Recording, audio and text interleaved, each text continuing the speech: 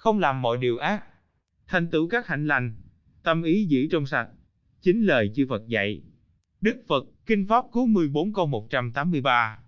Thiền đã được khoa học chứng minh là có nhiều lợi ích cho sức khỏe, chẳng hạn như giảm lo lắng và sức khỏe cảm xúc tốt hơn. Mặc dù điều này thật tuyệt, nhưng tôi cũng thấy nhiều người đang vật lộn với việc kết hợp thiền định vào thói quen hàng ngày của họ. Mặc dù phải nỗ lực để áp dụng những thói quen mới, nhưng có một điều khiến bạn không thích thiền. Trên tất cả đó là tâm trí. Trong video này, tôi sẽ giải thích tại sao tâm trí ghét thiền định.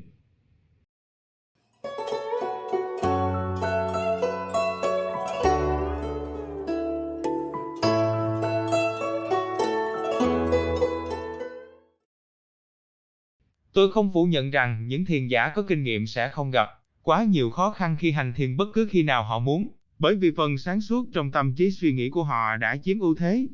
Tuy nhiên, là một con người bình thường, bao gồm cả tôi, thường trải qua một tâm trí hoạt động quá mức, háo hức giải các câu đố, phân tích các sự kiện trong quá khứ và tính toán các khả năng trong tương lai, bất kể là đã quá nửa đêm. Tâm trí là một công cụ quý giá, nhưng khi mất kiểm soát, nó cũng có thể là một con quái vật hủy diệt. Chất lượng suy nghĩ của chúng ta rất quan trọng bởi vì cảm xúc là hệ quả của nó. Như hoàng đế và nhà triết học khắc kỷ Marcus Aurelius đã nói, những điều bạn nghĩ về quyết định chất lượng tâm trí của bạn.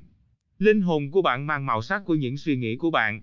Marcus Aurelius, suy tưởng, 5-16. Những suy nghĩ tiêu cực rất có thể gây ra sợ hãi, tức giận hoặc đau buồn. Những suy nghĩ tích cực có thể gây ra tiếng cười. Không có gì lạ khi những người luôn trong trạng thái suy nghĩ tiêu cực cuối cùng bị trầm cảm hoặc lo lắng. Điều này làm cho việc suy nghĩ quá nhiều trở nên nguy hiểm, bởi vì những người mắc bệnh có thể tự làm tổn thương và thậm chí tự sát. Thực hành thiền định cổ xưa đã chứng minh là một phương pháp chữa trị cho tâm trí buồn chồn. Những người theo đạo Phật gọi một tâm trí như vậy là tâm khỉ đột, bởi vì nó có xu hướng nhảy từ cành này sang cành khác. Hiện tại, ngành chăm sóc sức khỏe của phương Tây đã bắt đầu thừa nhận những lợi ích của thiền định. Vì vậy chúng ta ngày càng thấy các bác sĩ kê toa thiền cho bệnh nhân của họ. Hình thức thiền phổ biến nhất là thiền hơi thở. Nó thực sự rất đơn giản. Bạn chỉ cần ngồi xuống hoặc nằm xuống và theo dõi hơi thở. Bạn có thể tập trung vào cách hơi thở đi vào lỗ mũi, hoặc cách nó lấp đầy phổi vào bụng. Đồng thời bạn cũng có thể tập trung vào những khoảnh khắc giữa hơi thở vào và hơi thở ra.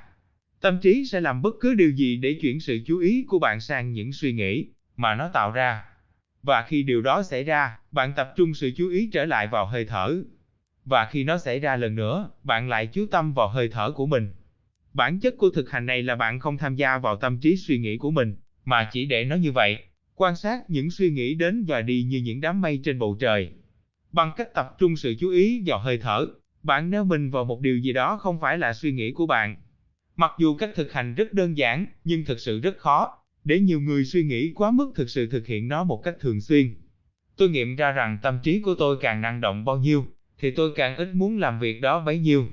Đặc biệt là vào buổi tối sau một ngày bận rộn với nhiều thứ khiến tôi mất tập trung. Suy nghĩ của tôi thường căng thẳng đến mức tôi thà cuộn xuống nguồn cấp dữ liệu Facebook, hoặc xem các video vô nghĩa trên YouTube hơn là ngồi 20 phút để theo dõi hơi thở của mình. Điều này vô nghĩa, bởi vì kiểm tra mạng xã hội và xem video thậm chí còn gây mệt mỏi hơn cho một tâm trí vốn đã mệt mỏi, trong khi theo dõi hơi thở giúp tâm trí được nghỉ ngơi. Vì vậy, vấn đề là gì? Đức Phật cũng nhận thấy rằng rất khó để điều phục tâm. Tôi trích dẫn. Tâm đổi thay khó kiểm, vun vút theo dục trần, lành thay điều phục tâm. Điều tâm thì an lạc. Đức Phật, Kinh Pháp Cú, Phẩm Tâm 3, câu 35. Cuộc đấu tranh là tâm trí biết rằng thiền là tốt cho bạn, cũng chính là tâm trí không muốn ngừng suy nghĩ. Phần tâm trí này không thích thiền định. Trên thực tế, nó ghét điều đó, đơn giản vì thiền định khuất phục được chính mục đích của nó, suy nghĩ. Bây giờ, chúng ta có thể phân biệt giữa các trạng thái tinh thần. Một liệu pháp dựa trên chánh niệm được gọi là liệu pháp hành vi biện chứng, được sử dụng để điều trị rối loạn tâm thần, phân biệt 3 trạng thái tinh thần: tâm trí cảm tính, tâm trí lý tính và tâm trí sáng suốt. Tâm trí cảm tính là một trạng thái phi logic, bị cảm xúc chi phối và tạo nên cái nhìn rất chủ quan về thực tại. Tâm trí lý tính hoạt động dựa trên sự thật, và rất giỏi trong việc lập kế hoạch và phân tích. Tuy nhiên, cả hai trạng thái này đều có thể nằm ngoài tầm kiểm soát. Tâm trí sáng suốt là sự cân bằng lành mạnh giữa hai điều đó, đó là phần biết điều gì là tốt nhất cho bạn. Trong tình trạng hỗn loạn, Giọng nói nhỏ bé biết rằng tâm trí cần nghỉ ngơi phát ra từ tâm trí sáng suốt. Tuy nhiên, tâm trí cảm tính muốn hoàn toàn đắm chìm trong cảm xúc, bất kể đó là sự tức giận, đau buồn, tiếng cười. Và tâm trí lý tính muốn giải quyết các vấn đề của tương lai, và phân loại các sự kiện trong quá khứ, và bản thân nó cũng mệt mỏi khi làm như vậy. Tâm trí lý tính và tâm trí cảm tính càng mạnh mẽ, thì càng khó thực sự lắng nghe tiếng nói của tâm trí sáng suốt. Thiền là một phương pháp để điều phục tâm, dù tâm không muốn cũng bị điều phục. Đó là lý do tại sao rất khó để hành thiền một cách thường xuyên, nó đi ngược lại chính điều mà tâm trí thích làm. May mắn thay, luôn có một phần trong chúng ta biết điều gì là tốt nhất. Điều quan trọng là lắng nghe nó. Nếu các bạn thấy nội dung này bổ ích, hãy cho một lượt thích và đăng ký để ủng hộ kênh. Cảm ơn các bạn vì đã xem video.